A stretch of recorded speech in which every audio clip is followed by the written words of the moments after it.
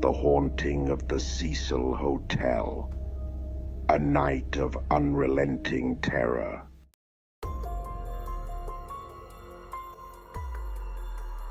The flickering neon sign of the Cecil Hotel cast an eerie glow over the rain-slicked streets of downtown Los Angeles.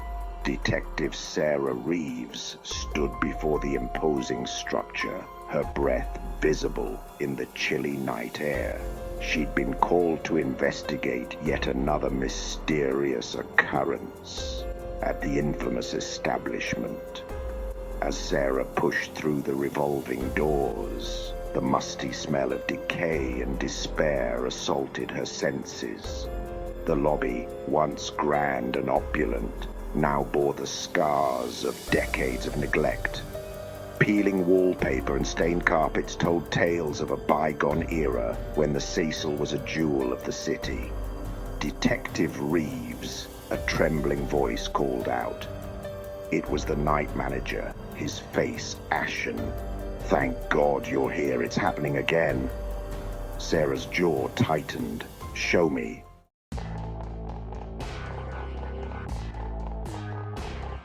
They ascended in the creaky elevator, the car groaning under their weight.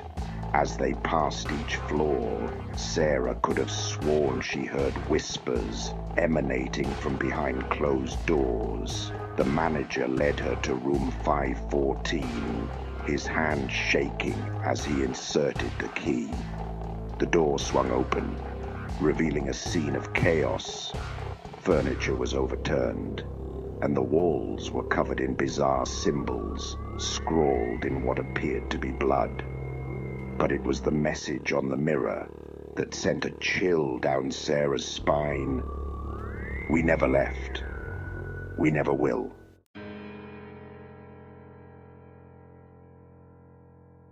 Sarah's mind raced, recalling the hotel's dark history.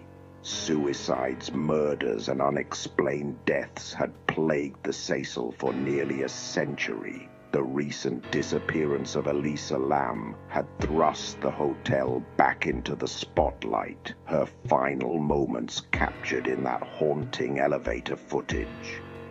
As Sarah examined the room, a cold draft brushed against her neck. She spun around, catching a glimpse of a shadowy figure darting into the bathroom. Drawing her weapon, she cautiously approached. "LAPD, show yourself." The bathroom was empty, save for the dripping faucet.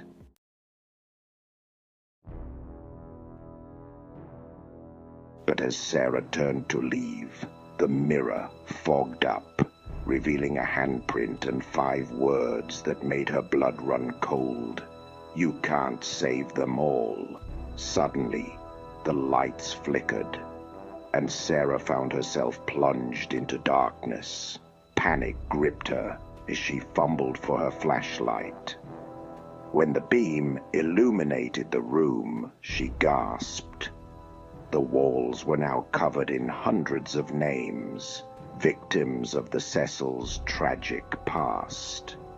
A child's laughter echoed through the halls, followed by the sound of running footsteps.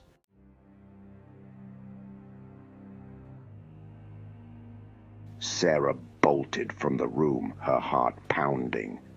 The corridor seemed to stretch endlessly before her, the doors on either side opening and closing of their own accord. As she ran, spectral faces peered out from the walls.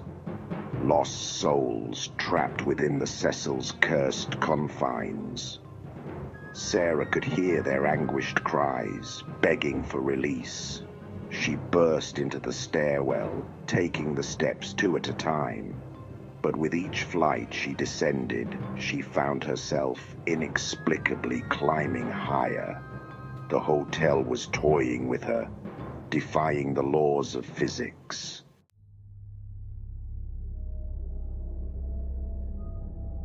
Finally, Sarah emerged onto the roof, gasping for air. The Los Angeles skyline stretched out before her, a sea of twinkling lights. But as she approached the edge, the cityscape began to warp and distort, revealing a hellish landscape of fire and brimstone. A figure materialized beside her, a young woman in a red dress, her eyes hollow and lifeless. "Welcome to the Cecil," she whispered. "We've been waiting for you." Sarah stumbled backward, her mind reeling. This couldn't be real. She closed her eyes, willing herself to wake up from this nightmare.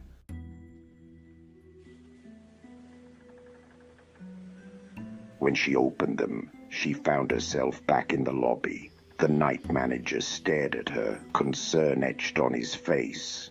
"Detective, are you all right? You've been standing there for 10 minutes. Sarah blinked, disoriented. Had it all been a hallucination? But as she looked down, she saw a single word scrawled on a notepad in handwriting that wasn't her own. "Soon."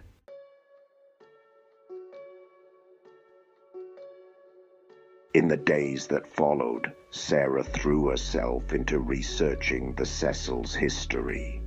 She pored over police reports, newspaper clippings, and eyewitness accounts.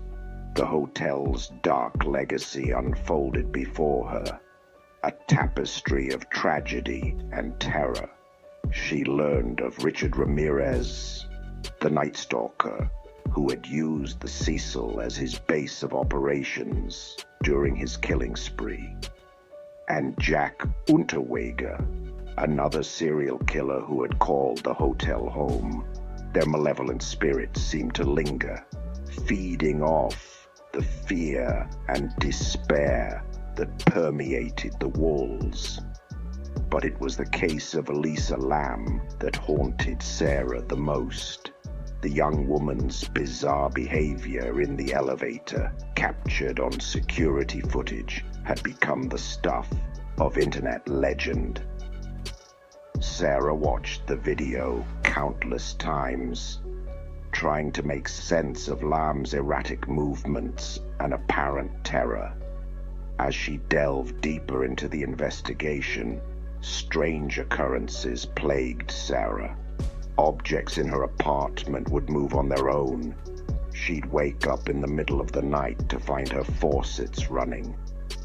And always, she felt watched.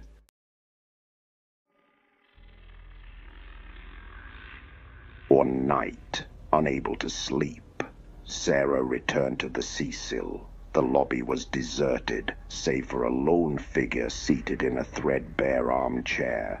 As Sarah approached, the figure lifted its head, revealing the decaying face of Elisa Lam. "You're too late," Elisa's corpse rasped. "We're all trapped here. And now, so are you." The walls began to bleed, and Sarah heard the agonized screams of countless souls. She ran for the exit, but the doors had vanished, replaced by a solid wall.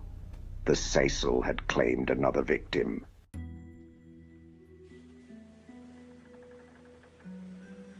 Months later, a new detective stood before the Cecil Hotel, summoned to investigate the disappearance of Sarah Reeves. As he entered the lobby, the night manager greeted him with a tired smile. "Welcome to the Cecil," he said. "We've been expecting you." The cycle of terror continued, as it had for nearly a century. The Cecil Hotel stood as a monument to the darkness that lurked beneath the glitz and glamour of Los Angeles.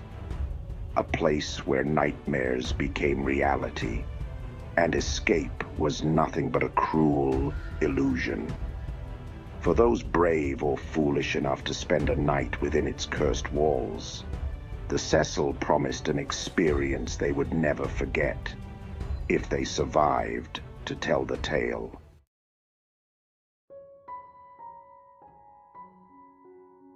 And still the hotel stood, a looming presence in downtown Los Angeles, its windows dark, its corridors empty, yet somehow always occupied. The Cecil Hotel remained a place where dreams turned to nightmares and hope gave way to despair. For those who knew its true nature, the Cecil served as a chilling reminder that some places are beyond redemption, that evil, once allowed to take root, can become an unstoppable force.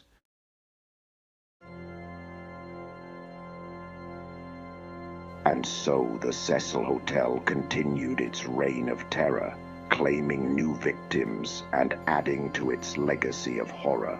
A place where the veil between worlds was thin and the dead walked alongside the living. To this day, those who pass by the Cecil at night swear they can hear the anguished cries of its victims echoing from within. A chorus of lost souls, forever bound to the place where their lives were cut short. The Cecil Hotel stands as a dark monument to the shadows that lurk beneath the surface of the City of Angels.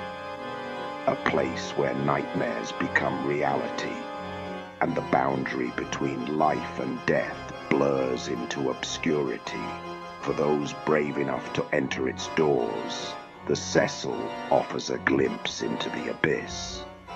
But beware, for the abyss gazes back, and it hungers for new souls to join its eternal dance of darkness and despair.